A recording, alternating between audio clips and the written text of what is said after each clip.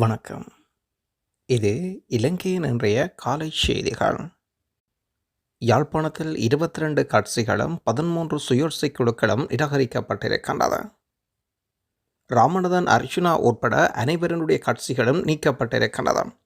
யாழ் நகரசபை தவிர்ந்த மிகுந்த அனைத்து இடத்திலும் திட்டமிட்டபடி பிறப்பு சான்றிதழுக்காக மேலதிகமாக சமாதான நீதிவானால் ஒரு சத்தியப்பிரமாண கடிதம் தீவு என்பதை அவர்கள் தேர்தல் மனு வேட்புமனு செய்யும் கட்டும் நேரத்தில் எங்களுக்கு தெரிவிக்கவில்லை.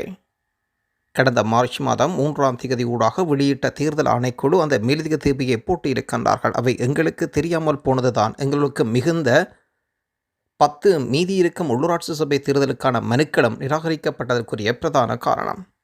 இந்த தடவை உள்ளூராட்சி சபை தேர்தல்களில் மக்களின் எதிர்ப்பை புரிந்து கொள்ளாமல் முன் திட்டமிடல் இல்லாமல் நான் செய்த அனைத்து பிழைகளையும் நான் ஏற்றுக்கொள்கின்றேன் என்று பதிவிட்டிருக்கின்றார் ராமநாதன் அர்ச்சுனா அவர்கள்.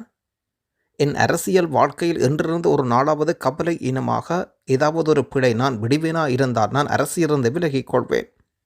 என் மீது கொண்டிருந்த அதீத நம்பிக்கையில் சில விடயங்கள் நான் லேசாக நினைத்து கொண்டிருந்தேன். ஆனால் கடைசி நேரங்களில் அவை முடியாமல் போய்விட்டது. என்னால் என் கட்சியில் வேட்புமனுக்கள் எத்தனையோ உறவுகள் பாதிக்கப்பட்டிருக்கின்றார்கள். முழு பொறுப்பையும் நான் ஏற்றுக்கொள்வதாக பதிவிட்டிருக்கின்றார் ராமநாதன் அர்ச்சுனா அவர்கள். இதே நேரத்தில் தனிப்பட்ட காரணங்களுக்காக தமிழரின் அரசியலிருந்து கௌசல்யா விலகிக் கொள்வதாகவும் அறிவித்திருக்கின்றார் ராமநாதன் அர்ச்சுனா அவர்கள். யாழ்ப்பாணத்தில் 22 கட்சிகள் 13 சுயேட்சை குழுக்கள் வெளியேற்றப்பட்டிருக்கின்றன. தமிழ் தேசிய கூட்டமைப்பும் தேசிய மக்கள் சக்தி தவிர ஏனைய கட்சிகளின் பெரும்பாலான வேட்புமனுக்கள் நிராகரிக்கப்பட்டிருக்கின்றன. இதே நேரத்தில் வேறு கட்சிகளுக்கான வேட்புமனு நிராகரிப்புக்கு எதிரான வழக்கை தொடர மாட்டேன் என்றும் சுமந்திரன் திட்டவட்டமாக அறிவித்திருக்கின்றார். பண மோசடி விவகாரத்தில் நில மோசடி விவகாரத்திலும் மஹிந்த குடும்பத்தை சிக்க வைப்பதற்கான முயற்சிகள் துரித கதையில் மேற்கொள்ளப்பட்டு கொண்டிருக்கின்றன. அதன் அடிப்படையில் மஹிந்தவின் மனைவியும் விசாரணை வளையத்தில். கம்பகாவில் முதல் பெண்மணி சிராந்தி ராஜபக்ச சம்பந்தப்பட்ட நில பரிவர்த்தனைகள் குறித்து குற்றப்புலனாய்வுத்துறை விசாரணை கூறப்பட்டிருப்பதாக தொழில் பிரதியமைச்சர் மஹிந்த ஜீசிங்க கருத்து வெளியிட்டுள்ளார். மஹிந்த ராஜபக்ச ஆன்மீக அறக்கட்டளையின் கீழ் 2012ஆம் ஆண்டு 5 லட்சம் ரூபாய் வாங்கப்பட்ட ஒரு நிலம் 10 மில்லியனுக்கு விற்கப்பட்டதாக நாடாளுமன்றத்தில் வெளிப்படுத்தியிருக்கின்றார். அந்த நிலத்தின் உரிமையாளர் தங்காலை ஹவுஸைச் சேர்ந்த சிராந்தி விக்ரமசிங்க ராஜபக்ச ஆவார். 1 மில்லியனுக்கு வாங்கப்பட்ட மற்றும் ஒரு நிலம் 10 மில்லியனுக்கு விற்கப்பட்டதாக மஹிந்த ஜீசிங்க கூறியிருக்கின்றார். 12 மில்லியன் ரூபாய் மதிப்புள்ள இந்த நிலத்தின் உரிமையாளர் தங்காலே ஹவுஸைச் சேர்ந்த சிராந்தி விக்ரமசிங்க ராஜபக்ச. நில ஒப்பந்தங்கள் தொடர்பான விசாரணையில் பத்திரங்கள் வரியப்பட்டு அலரி மாளிகையில் கையொப்பமிடப்பட்டு 2023ஆம் ஆண்டு நுகைகடையில் வசிக்கும் ஒருவருக்கு மாற்றப்பட்டிருக்கின்றன. அசல் உரிமையாளர்கள் பகுதிவாசிகளால் பிரச்சினைகள் எழுப்பப்பட்டதனால் நிலங்களின் உரிமை குறித்து விசாரிக்க தாம் அந்த நிலங்களுக்கு சென்றதாகவும் பிரதியமைச்சர் கருத்து வெளியிட்டுள்ளார்.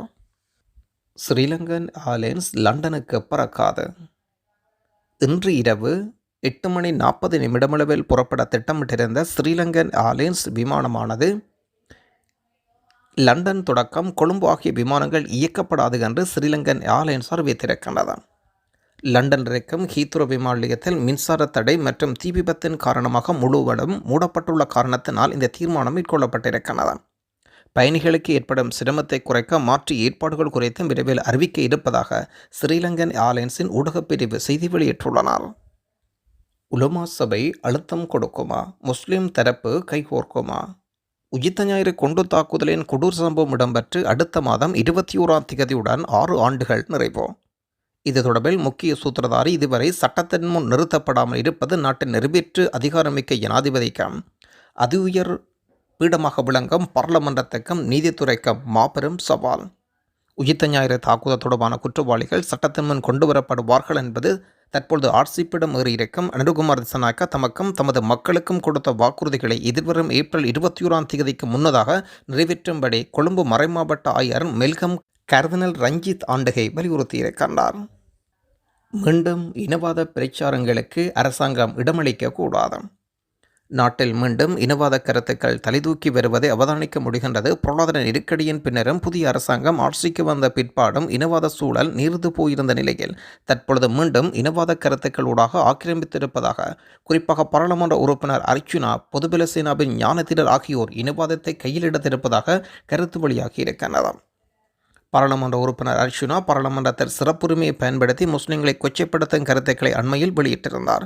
அதேபோன்று பெண்களையும் இழிவுபடுத்தி பேசியிருக்கின்றார். இவருக்கு சக பாராளுமன்ற உறுப்பினர் உடனுக்குடன் பதிலடி கொடுத்த போதிலும் அவரது வாயை மூட முடியவில்லை என்றார்.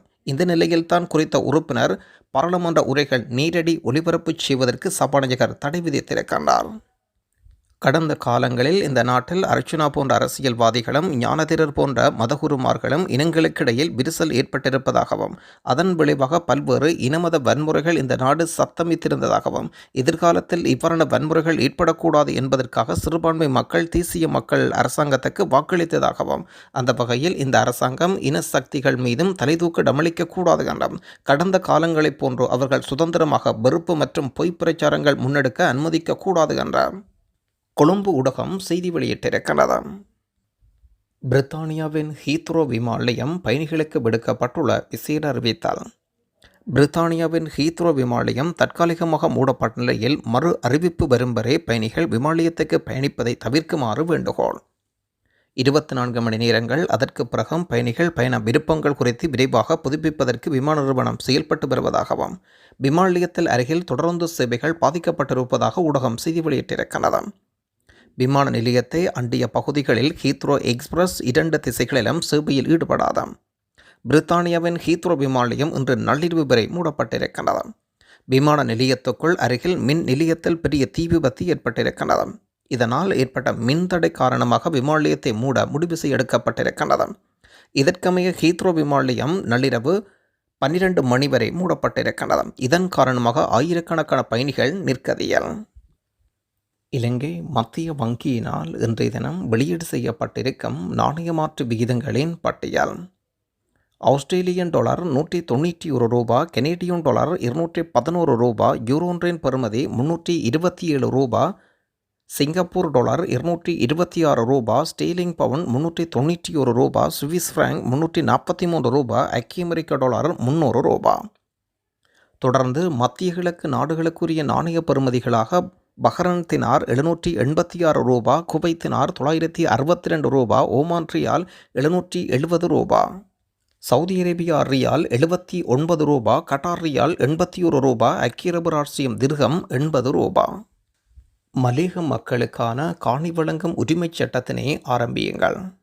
மலேக மக்களுக்கு காணி உரிமை வழங்கும் வேலை திட்டத்தை தேசிய மக்கள் சக்தி அரசாங்கம் துரிதப்படுத்த வேண்டும் என்று சமூக செயற்பாட்டாளர் சக்திவேல் மீண்டும் வலியுறுத்தார். பரம்பரையாக அந்த மண்ணில் வாழ்ந்து வருபவர்களுக்கு காணி அல்லது வீட்டுக்கடன் வழங்கும் வேலை திட்டம் எந்த ஒரு ஆட்சியாளர்களுக்கும் கொடுக்கவில்லை. எம் தேசத்தில் மலேகம் என்ற தேசத்தை உடல் உயிர் தியாகத்தால் உருவாக்கி 200 வருடங்களுக்கு மேலாக பரம்பரையாக இந்த மண்ணில் வாழ்ந்து கொண்டிருக்கின்றனர். இது தேவையான தொழிலாளர்களை மட்டும் வைத்துக்கொண்டு ஏனையவர்களை அந்த மண்ணிலிருந்து வெளியேற்றும் பேரினவாத மகாவம்சத்தின் சிந்தனை என்பதோடு இந்த கிளீன் ஸ்ரீலங்கா தேசிய மக்கள் சக்தி முயலுமா என்று கேட்டு நிற்கின்றார் சமூக செயற்பாட்டாளர் அருட்தந்தை சக்திவேல். நன்றி. வடமாகாண ஓய்வூதியர் உரிமைகளை பேணி பாதுகாக்கும் அமைப்பு தங்களுக்குள்ள குறைகளை இப்படி தெரிவிக்கின்றார்கள் என்பதை ஓய்வூதியர்களின் நலன் கருதி தங்களிடம் சமர்ப்பிக்கின்றேன். 2016 தொடக்கம் 2019 வரை ஓய்வு பெற்றவர்களுக்கு 2020 வழங்குவதற்குரிய ஓய்வூதியமானது நாட்டின் நிலைமை காரணமாக கோத்தபாய அமைச்சரவையினால் தற்காலிகமாக நிறுத்தி வைக்கப்பட்டிருந்தது. இது தொடர்பாக தேசிய மக்கள் சக்தி சார்பான ஓய்வூதியர் சங்கத்தினர் மேன்முறையீட்டு நீதிமன்றில் வழக்கு தாக்கல் செய்து போராட்டங்களையும் முன்னெடுத்து வந்தனர். வழக்கு தள்ளுபடி செய்யப்பட்டது. அப்போது அவ்வாறு போராடிய தேசிய மக்கள் சக்தி ஆதரவு தொழிற்சங்கங்கள் தேசிய மக்கள் சக்தி ஆட்சி அமைத்தால் இந்த பிரச்சனைக்கு தீர்வு காணப்படும் என நம்பிக்கை ஊட்டி வந்தனர். 2016-19 பாதிக்கப்பட்ட ஓய்வூதியர்கள் தேசிய மக்கள் சக்தியின் முதலாவது வரவு செலவு திட்டத்தில் இதற்கு தீர்வு கிடைக்கும் என எதிர்பார்த்து இருந்தனர். அதாவது 2020 கிடைக்க வேண்டிய கொடுப்பனவு 2025 வரை 5 ஆண்டுகளாக பெற முடியாது காத்திருந்தவர்களுக்கு தற்போது வரவு செலவு திட்டத்தில் அந்த கொடுப்பனவு 3 கட்டங்களாக 2027 வரை வழங்க கால நீடிப்பு செய்யப்பட்டுள்ளது. இக்கொடுப்பனவு பெற வேண்டிய 2000 பேரளவில் ஓய்வூதியர்கள் இறந்து விட்டனர். இது நான் நாடு முழுக்கத்தான் கதைக்கிறேன். இந்த நிலையில் தற்போதைய அரசும் ஓய்வூதியர் வாழ்வு காலம் பற்றி சிந்திக்காது கொடுப்பனவை வழங்குவதை மேலும் 3 ஆண்டுகளுக்கு பிற்போட்டுள்ளது என்று அவர்கள் கவலை அடைகின்றார்கள். கௌரவ அமைச்சர் அவர்களே, கௌரவ பிரதி சபாநாயகர் அவர்களே, மக்களுக்கான அரச பணியில் தங்களுடைய கரிசனையை பண்பாக செய்து இன்று ஓய்வில் இருக்கும் சேவையாளர்களை நிம்மதியாக ஓய்வு காலத்தை கழிப்பதற்கு உதவி செய்யுங்கள். அந்த கொடுப்பனவுகளை கூடிய விரைவில் கிடைக்க ஆவண செய்யுங்கள் என்றுதான் நான் கேட்டுக்கொள்கிறேன்.